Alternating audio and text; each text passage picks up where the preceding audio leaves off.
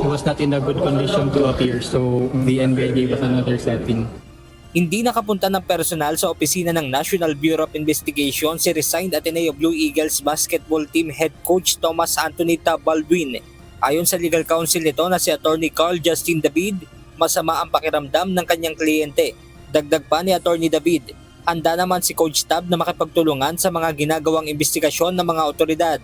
Yes, Coach Tab will fully cooperate with all the investigations ongoing and all the legal procedures. We will have to take that up with him pa, so we cannot say for certain.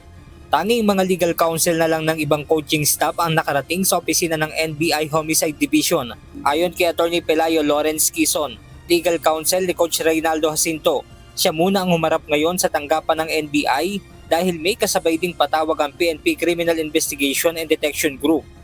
So, we just reset it. So, nothing much happened today. Yun lang. Hindi pa siya ready kasi piniprepare pa namin statement niya. Kasi, para ma-recall niya lahat ng facts. So, legal counsel lang din ni coaching staff Sandro Soriano ang nakarating kanina dahil sumasailalim sa stress debriefing ang kanyang kliyente. He's suffering from emotional distress, but he's coming back on Thursday. So he's only 27. I think he's the youngest out of all of them. Sa lahat naman ng mga ipinasabina ng NBI, ang player lang na si EJ Capihe ang nakadalo ng personal sa tanggapan ng NBI Homicide Division. Ayon kay Capihe, patuloy silang nagduluksa sa pagkamatay ni Rene Baterbonia at Divine Adili. I just want to make a statement that I stand with my Ateneo men's basketball team. Although I've only been here a short time, through this very traumatic and nauseating experience, I've gained a family.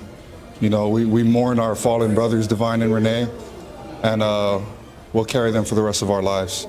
That's all I have to say. Thank you.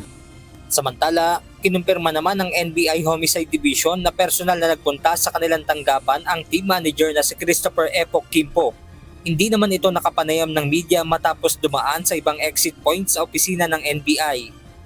Bukas naman hanggang sa araw ng Biyernes ang itinakdang schedule ng NBI Homicide Division para sumipot ng personal ang mga coach at player na kanilang ipinasabina.